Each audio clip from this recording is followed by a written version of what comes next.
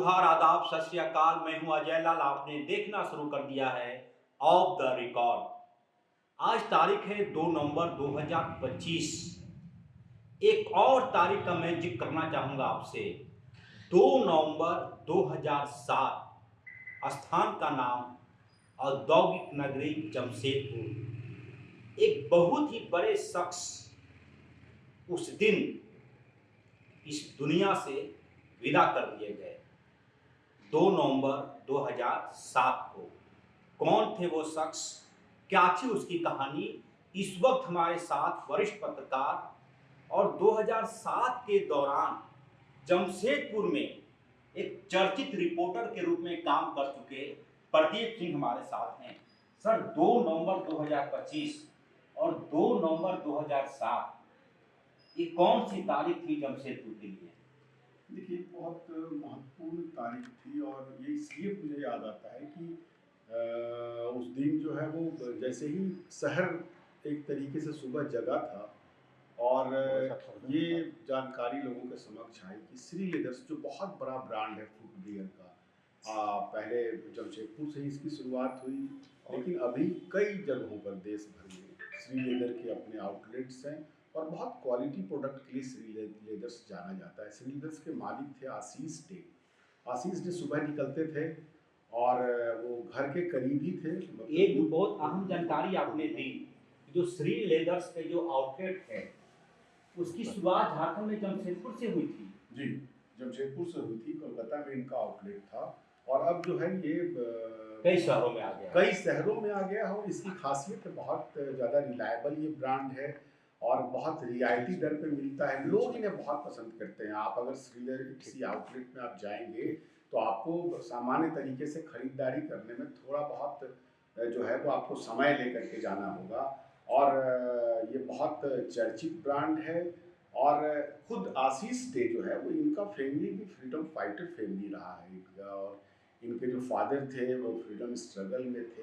पूरा शहर सॉफ्ट था। प्रदीप जी, 2 नवंबर 2007 को सुबह में क्या हुआ था, कैसे घटनाक्रम हुई थी आशीष डे के बारे में? देखिए, इनका घर जमशेदपुर में बीचों बीच साक्षी है, साक्षी नामक स्थान है जहाँ टाटा स्टील का प्लांट भी है। तो आम बागान के पास ये घर से निकल करके जा रहे थे, संभवतः टहलने या दूध लेने के लिए जा रहे थे। 2 बाइक सवार अपराधी आए, इनको गोली मारकर भाग गए।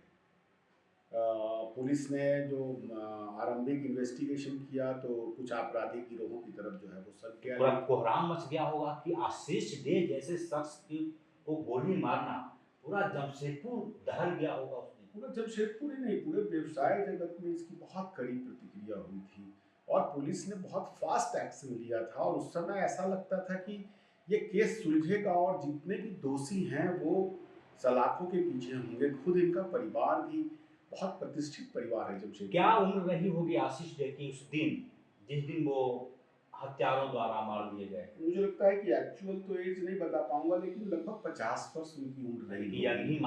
यंग थे, बहुत एनर्जेटिक थे, बहुत मिलनसार थे और किसी प्रकार के पहले थ्रेट की बात नहीं थी। मुझे लगता है कि कुछ ऑर्गेनाइज्ड गिरोह थे जो उनको टारगेट कर रहे थे। ये संभवतः पुलिस को पता नहीं चल पाया होगा या कुछ ना कुछ लैक रहा कि ये पूरी की पूरी मर्डर मिस्ट्री जो है वो बन करके रह गई। अभी तक इसका रहस्य जो है वो सुलझा नहीं। तो आशीष डे की जो गोली मारी गई, क्या तत्काल उनकी मौत हो गई या फिर अस्पताल ले जाते वक्त उनको डिक्लेयर किया गया कि अब वो नहीं रहे? परिजन उनको लेकर के अस्पताल गए थे, वहाँ डॉक्टर ने डिक्लेयर किया कि वो लाइव नहीं रहे। और बहुत ये मुझे लगता है कि एक बड़ी मर्मांतक ये घटना थी, क्योंकि उनका पूरा परिवार जो है वो सोशल एक्टिविटी से जुड़ा हुआ, एक फ्रीडम फाइटर का परिवार, उनके साथ इस तरीके का हुआ। तो जाहिर है बहुत दिनों तक जो है वो पूरा शहर जो था एक सदमे में था, डर का भी माहौल था। पुलिस ने फिर अपनी एक्टिविटी से कई अपराधियों को जेल में भेजा, लेकिन अंततः जो है वो पूरी इस तरीके से प्रमाण प्रस्तुत नहीं किए जा सके और सभी जो है वो इसमें बरी हो गए। और ये जो हत्या है ये एक रहस्य बन करके रह गई कि आखिरकार आशीष डे को मारा किसने। प्रदीप जी, मुझे याद है, जहाँ तक मुझे मेरा जो IQ काम कर रहा है, कि जमशेदपुर में आप उस वक्त इस रिपोर्टिंग से काफी चर्चित हुए थे।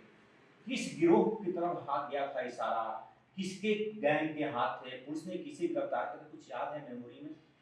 कि अखिलेश सिंह गिरोह पे पुलिस का शक था और उनकी अखिलेश सिंह को और उनके कुछ उसके कुछ ये अपराधियों को शूटर्स को गिरफ्तार भी किया गया था। अखिलेश सिंह लगातार जेल में भी थे। अभी उनकी क्या स्थिति है उसके बारे में जानकारी लेनी पड़ेगी, लेकिन अब इस केस से सारे जो हैं वो बरी हो चुके हैं। कोर्ट में ये प्रूफ नहीं हो पाया कि हत्या में उनका हाथ था। संभवतः उस तरीके से इन्वेस्टिगेशन नहीं हुआ होगा और जिस प्रकार से प्रमाण इकट्ठा किए जाने चाहिए वह नहीं हो पाया होगा। यही वजह है कि आशीष डे जैसे शख्सियत की, एक बड़े प्रतिष्ठित व्यवसायिक घराने के जो है वो जो संचालन करने वाले, उनकी मर्डर जो है वो मिस्ट्री बन करके रह और गई। ये जानकारी मिली है कि शायद इस घटना के बाद श्री लेदर्स ने झारखंड से अपना कारोबार समेटने की भी योजना बनानी शुरू कर दी थी। फिर कैसे उन्होंने अपने आप को संभाला, कुछ जानकारी दे पाएंगे? और क्योंकि इनका बहुत लंबा चौड़ा कारोबार है, बड़ा परिवार भी है। उस वक्त परिवार बहुत सदमे में था, जो स्वाभाविक भी है। और धीरे धीरे जो है वो परिवार इस शोक से उभरा और उसके बाद संस्थान तो लगातार श्रीलेदर्स जो है वो उसके नए ब्रांचेस खुल रहे हैं, वो नए वेंचर्स में भी जा रहे हैं। उन्होंने फुटवियर के अलावा जो है वो अपैरेल्स और अन्य क्षेत्रों में भी जो है वो उन्होंने उत्पादन अपने आरंभ किए हैं। उनके नए नए आउटलेट्स खुल रहे हैं और जमशेदपुर में भी इनका डेवलपमेंट हुआ है और भी कई बड़े शहरों में जो है वो इनका डेवलपमेंट हुआ। तो शुरुआत में परिवार चूँकि बहुत सदमे में था इस कारण से, लेकिन धीरे धीरे जो है वो सदमे से वे उबर गए, उनका बिजनेस चल रहा है। लेकिन 2 नवंबर की तिथि जब भी आती है तो आशीष डे जरूर याद आते हैं जमशेदपुर के लोगों को कि एक ऐसी शख्सियत थी जो एक बड़े ही शालीन तरीके से लोगों के साथ में उनका व्यवहार था। एक बहुत प्रतिष्ठित समूह को वो संचालित करते थे। वे असमय आज के दिन इस दुनिया से विदा हो गए थे। और यदि आप श्री लेदर्स के आउटलेट में जाते होंगे तो तमाम जगहों पर एक तस्वीर पर नजर आपको पड़ती होगी। जाने अनजाने आप देखते होंगे या नहीं भी देखते होंगे, वो तस्वीर मूलतः आशीष डे की तस्वीर है, जिनकी हत्या कर दी गई थी 2 नवंबर 2007 को औद्योगिक नगरी जमशेदपुर में। कभी उनके परिवार से मिलना हुआ प्रदीप जी आपका? शुरुआत में उनके घर के लोगों से मुलाकात, क्या रिएक्शन हुआ करता था? बहुत रिएक्शन। अब आप समझे कि घर का कोई व्यक्ति जो है वो असामयिक जो है वो काल का शिकार हो जाए तो बहुत लोग बहुत डरे सहमे रहते थे। बहुत सिक्योरिटी भी उस समय, पुलिस की सिक्योरिटी उनकी पूरी फैमिली को संभवतः अभी भी सिक्योरिटी दी जाती है। तो परिवार तो बहुत ज़्यादा सदमे में था, बच्चे सदमे में थे। बहुत दिनों तक जो है वो उनका जो नॉर्मल लाइफ था वो भी डिस्टर्ब हुआ। लेकिन धीरे धीरे समय के साथ में वो जख्म तो भरपाई तो नहीं किया सकती, लेकिन धीरे धीरे जख्म भर गया। शहर के लोग आज भी जो है वो याद करते हैं उस शख्सियत को और चूँकि एक प्रभाव था उनका, सामाजिक भी एक आधार था। वजह पता चला कि नहीं कि क्या, कौन सी वजह थी?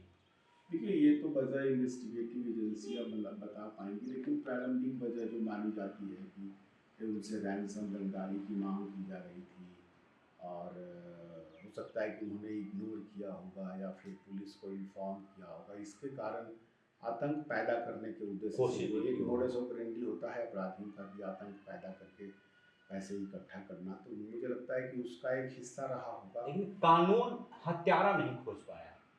हाँ, कानूनी एजेंसियां जो हैं वो हत्यारों को अंजाम तक नहीं पहुंचा पाई और ये सब जरूर एक सेटबैक माना जा सकता है कि इन्वेस्टिगेटिव एजेंसीज को जो है वो ठोस प्रमाण इकट्ठा किए करने चाहिए, क्योंकि आरंभ में जो है वो बहुत तेज़ी से एक्शन हुआ था, लेकिन बाद में सब कुछ बहुत स्लो हो गया। तो जो जुडिशियल प्रोसेस पे ये चला गया और ये सब लोगों का एक्विटल हो गया, तो ये एक तरीके से ये केस अब बंद ही हो चुका है। तो 2 नंबर की तारीख जैसे ही आती है, श्री लेदर्स का परिवार धक से रह जाता है उस दिन को याद करके जब आशीष डे की गोली मारकर हत्या कर दी गई थी। दूसरे शब्दों में कहें तो आज आशीष डे की पुण्यतिथि है। ईश्वर उनकी आत्मा को शांति दे। ऑफ द रिकॉर्ड ने सिर्फ उनकी याद में उनको याद करने की कोशिश की है कि ऐसा भी व्यक्ति जो समाज सेवा से जुड़ा हुआ था, जिसका पूरा परिवार फ्रीडम फाइटर रहा था, वह काल के गाल में समा दिए गए। फिलहाल इस वीडियो में इतना ही। सभी उमेश के साथ मुझे दीजिए इजाजत। नमस्कार।